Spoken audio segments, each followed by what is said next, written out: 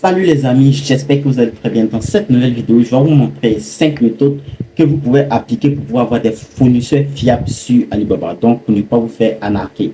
Donc, si vous voulez démarrer des achats sur Alibaba et que vous avez des craintes, cette vidéo va vraiment vous permettre. Moi, Dieu m'a fait une grâce depuis que je fais le business en ligne, j'ai fait des arnaques, je n'ai jamais eu. Donc, dans cette vidéo-là, je vais vous montrer mes 5 méthodes que j'applique vraiment pour pouvoir avoir des fournisseurs fiables sur Alibaba. Donc, pas d'autres plateformes, seulement Alibaba. Pour ne pas manquer la prochaine vidéo, vous connaissez la chanson. N'oubliez surtout pas de vous abonner à la chaîne pour ne pas manquer la prochaine vidéo.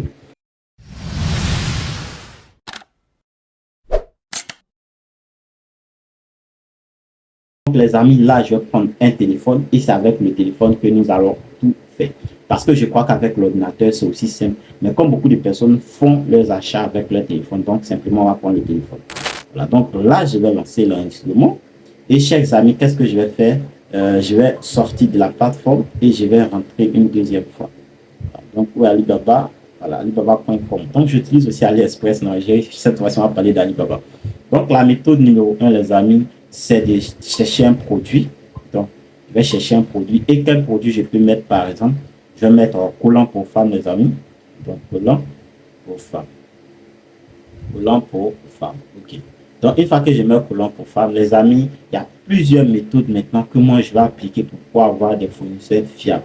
Voilà. Donc, la méthode numéro 1, c'est quoi? C'est que je vais cliquer sur les deux points qui sont là. Et qu'est-ce que je vais faire maintenant? C'est que je vais travailler là-dessus. Donc, vous voyez très bien, c'est que moi j'ai mis d'abord mon application Alibaba en français. Les articles sont numérotés en français d'abord, les amis. Donc, la méthode numéro 1, c'est que vraiment, je vais descendre. Et qu'est-ce que vous savez très bien ce que je cherche? C'est que je cherche d'abord caractéristiques du fournisseur. Voilà. Donc, dans les caractéristiques du fournisseur, la méthode numéro 1 que j'applique, c'est que tous les fournisseurs qui ne sont pas vérifiés ne doivent pas apparaître sur mon écran. Donc là, quand je vais venir, vous allez voir que tous mes fournisseurs seront vérifiés. Donc, une fois que je colle sur vérifier fournisseur, tous les fournisseurs doivent être vérifiés. Donc, la prochaine étape, c'est de cliquer sur afficher les résultats. Et maintenant, qu'est-ce qui va se passer? C'est que tous les fournisseurs qui vont apparaître dans ma barre de recherche pour collant ou bien pour ce que j'ai mis, c'est que je vais avoir toutes les informations, mais les fournisseurs ici seront vérifiés. Les amis, donc, vous pouvez descendre là, vous voyez tout juste en bas, vous voyez Verify, ça veut dire vérifier. La méthode numéro 2. La méthode numéro 2, les amis, c'est vraiment important. C'est d'également cocher en bas, tout juste à côté des fournisseurs vérifiés, si l'article a une assurance de commerce. Donc là, je ne vais pas insister. Ou l'assurance de commerce, quand on parle d'assurance de commerce, je crois que vous entendez de quoi on parle. Si votre produit, est-ce que par exemple vous êtes en Afrique, si votre produit n'a pas d'assurance de commerce, votre transitaire ou bien vous pouvez avoir un problème. Donc vraiment, peut-être à la douane, c'est pas fiable. Voilà, vous pouvez lire des articles sur Internet pour savoir c'est quoi l'assurance de commerce et quand ton article n'est pas assuré ou bien n'a pas l'assurance de commerce, à quoi il sera confronté, même à la douane en Chine et tout et tout. Voilà, donc les amis, la méthode numéro 2, vraiment, c'est de vérifier si votre fournisseur a une assurance de commerce. Donc, je vais cliquer sur fournisseur avec assurance de commerce. Donc, une fois que je vais cliquer sur fournisseur avec assurance de commerce, la prochaine étape, c'est de faire quoi? Les amis, c'est d'afficher aussi les résultats. Donc maintenant, une fois que nous avons ces résultats-là, c'est de cliquer sur un produit que nous voulons. Donc là, j'ai du collant, bien sûr. Donc je vais voir, est-ce que ça, c'est un bon produit? Donc une fois que je vais cliquer dessus, les amis, vous allez voir en bas, ça sera vraiment du top, du top, du top. Voilà, donc vous voyez là, il a vraiment une assurance de commerce, il a tout et tout. Mais les amis, là, nous allons passer à l'étape numéro 3. Donc l'étape numéro 3, c'est de faire quoi? C'est de tenir en compte les années que le fournisseur a fait sur Alibaba. Voilà, donc on ne cessera de le répéter dans les formations et tout et tout. Tenez en compte des années que le fournisseur a fait sur Alibaba. Si vous ne tenez pas en compte des années que le fournisseur a fait sur Alibaba, vous aurez toujours des problèmes. Pourquoi? Parce que y a des fournisseurs qui ont fait une année. Je crois que même s'ils sont assurés, ils sont vérifiés. Voilà, ils ont une assurance de commerce. Moi, j'ai vraiment peur, j'ai vraiment peur de tester. Pourquoi? Parce que même s'ils sont sur la plateforme et qu'ils sont assurés, qu'ils sont vérifiés, souvent, ils ne comprennent pas notre langage. C'est-à-dire, nous qui sommes en Afrique. Et ils ont tendance à expédier en Europe, ils ont tendance à expédier en Amérique. mais ils n'ont pas tendance à expédier en Afrique. Et souvent, quand tu vas leur parler de fournisseurs de l'Afrique, de Côte d'Ivoire, de l'Algérie, de la Tunisie, du Maroc ou bien du Cameroun, du Togo, du Bénin, c'est très compliqué. Au fait, ils ne comprennent pas le langage. Il y a un fournisseur, lui-même, il pensait que l'Afrique, c'était un pays, voilà. Vous voyez très bien comment lui, il était barré. Mais quand un fournisseur, il a fait 3 ans, je crois qu'il a déjà travaillé avec minimum 2 Africains. Donc, moi, je dis toujours, privilégier les fournisseurs qui ont plus d'expérience, c'est-à-dire qui ont fait 3 ans, 5 ans, 10 ans, 15 ans, et voire plus. Voilà. Donc, si un fournisseur, vraiment, souvent, je travaille avec des fournisseurs qui ont fait 1 an, mais vraiment, quand ils ne comprennent pas mon langage, je les laisse et puis je passe à autre chose. Voilà. On ne va pas essayer de former tout le monde. Et vous croyez que dans le business, c'est d'abord le temps. Voilà, vous devez être toujours en avance sur les gens, vous devez apprendre, vous devez faire rapidement. Voilà. Donc, par exemple, là, vous allez voir sur votre téléphone, quand vous allez checker, c'est que vous allez voir free, voilà, donc 3 ans, voilà, 14 ans pour celui-là, mais ça, c'est pas un colon. Je sais même pas c'est quoi. Hein. Voilà. Et là, c'est combien d'années? Là, c'est 1 an, voilà, vous voyez, 2 ans, 1 an, 9 ans. Donc, les amis, vous voyez très bien. Vous allez voir les années, 12 ans ici, 12 ans là. Voilà. Donc, c'est de voir les années, de voir combien d'années d'autres fournisseurs a fait sur Alibaba. L'étape numéro 4. L'étape numéro 4, vraiment, les amis, c'est aussi très important. C'est de voir si votre fournisseur a des commandes ou bien des commandes et aussi les étoiles. C'est de prendre en compte les avis sur l'article. Ça peut être des commandes, ça peut être des étoiles. Donc, là, par exemple, je vais cliquer sur un exemple de marchandise, celui-là. Donc, une fois que je clique dessus, qu'est-ce que je dois venir vraiment voir? C'est de voir si mon fournisseur il est bien noté sur Alibaba. Donc, en principe, je dois avoir des étoiles. Voilà, donc vous voyez, on dit 4,6 sur 5. Voilà, c'est-à-dire, beaucoup de personnes sont vraiment satisfaites de son travail et tout et tout. Voilà, donc là, c'est, au fait, ça convainc. Et puis, il a combien d'années? Il a 12 ans, je crois bien. Il a 12 ans sur Alibaba. Ça y est, oui. Il a 12 ans sur Alibaba. Je ne sais pas où ça est, mais je sais qu'il a 12 ans sur Alibaba parce que j'ai vu ça là-bas. Donc, il a 12 ans sur Alibaba et il a une note de 4,5. Donc, c'est vrai, 4,6 les amis. Donc, c'est vraiment un bon pas. Voilà. La prochaine chose, c'est que je vais chercher, c'est les commentaires. Voilà. Donc, je crois que les commentaires sont où? Voilà, on ne dit pas encore d'avis. Donc, pour ce produit, pas encore d'avis. Donc, les amis, je vais chercher un autre. Je vais prendre celui-là, par exemple. Celui-là aussi, il a fait 4 ans sur la plateforme. Voilà, il a 5 étoiles. Voilà, il a 5 étoiles, 5 étoiles, vraiment.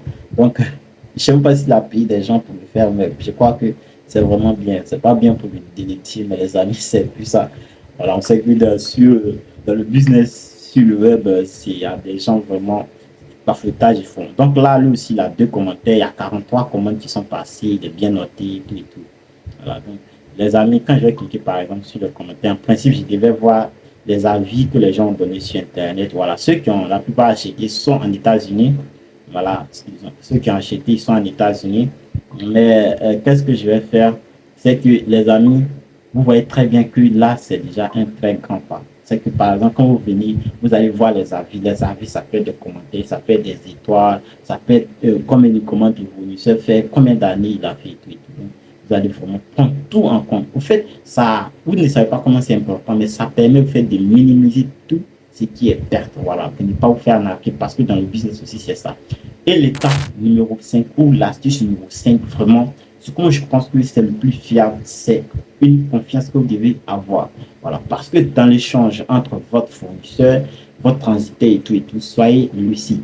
Voilà, si un produit, par exemple, si vous cherchez collant pour femme, ce produit-là, par exemple, le produit coûte environ 5 000.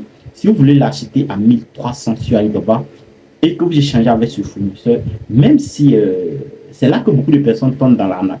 Parce que d'abord, ils ne vont pas vérifier s'il est vérifié, certifié et tout. Je crois qu'il ne va même pas accepter. Mais la plupart des personnes, quand ils viennent, puisqu'ils veulent des produits moins chers, ils ne vont même pas cocher toutes ces cases. Ils ne vont pas cocher d'abord pour voir si la marchandise a eu une assurance de commerce, combien d'années le fournisseur a fait, si le produit est vérifié et tout et tout. Vous faites, ils cherchent le bon prix. Voilà. Le bon prix, c'est quand, par exemple, tu te déplaces pour arriver en Chine dans les entreprises. Là, il n'y a pas de problème. Mais tu es en Côte d'Ivoire, tu vas avoir le produit à moins de prix. Les amis, moi, je pense que vous vous foutez le doigt dans l'œil. C'est comme ça, allez-y à Djamé, vous allez trouver de moins cher que ça. Voilà. Donc, ce produit, par exemple, il coûte 5 000. La moindre des choses, c'est de chercher combien va coûter le produit ici. Voilà. Donc, vous pouvez aller sur Facebook, TikTok, Instagram. Voilà, vous pouvez voir des gens qui le vendent. Et une fois que vous connaissez le prix ici, vous devez faire un peu d'expérience. Donc, par exemple, ce produit qui coûte 5 000 sur Alibaba, en principe, sur Facebook, ça peut coûter 13 000, 15 000, c'est-à-dire quoi? 13 000, 10 000. Bon, on a d'abord le prix, après on a le prix, on a plus les frais d'import, après on a les frais de publicité. Donc, si on multiplie le prix par 2, voilà, le prix par 2 ou fois par 2,5 pour pouvoir fixer un prix ici.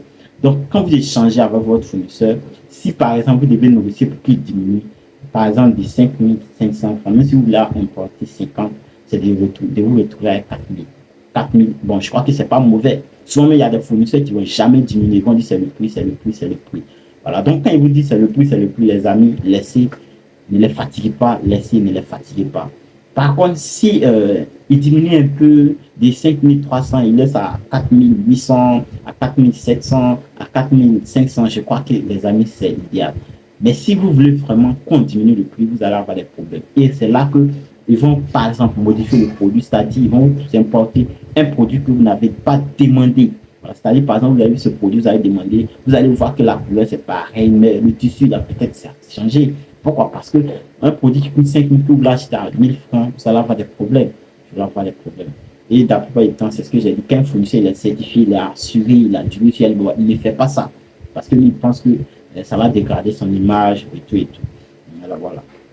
Astuce numéro 6, ou bien ça peut être combiné dans l'astuce numéro 5, c'est que lors de l'échange entre votre fournisseur et votre transitaire, fournissez les bonnes informations. Que ce soit les informations que vous allez prendre de votre transitaire pour envoyer au fournisseur, faites toujours copie. C'est-à-dire, s'il vous envoie l'adresse d'expédition, le lieu de l'entrepôt et tout, faites copie.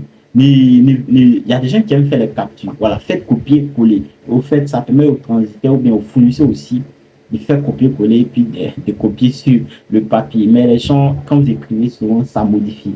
Voilà. D'ailleurs, la plupart des adresses, quand ils vont vous envoyer, ça sera en chinois. Vous êtes en Côte d'Ivoire, vous ne comprenez pas chinois. Et c'est vous qui voulez écrire 1, 2 et 3, ou bien c'est vous qui voulez faire capture, puis vous allez envoyer. Ça va vous envoyer des problèmes un jour. Donc, les amis, vraiment, il y a plusieurs astuces, vraiment, comment modifier.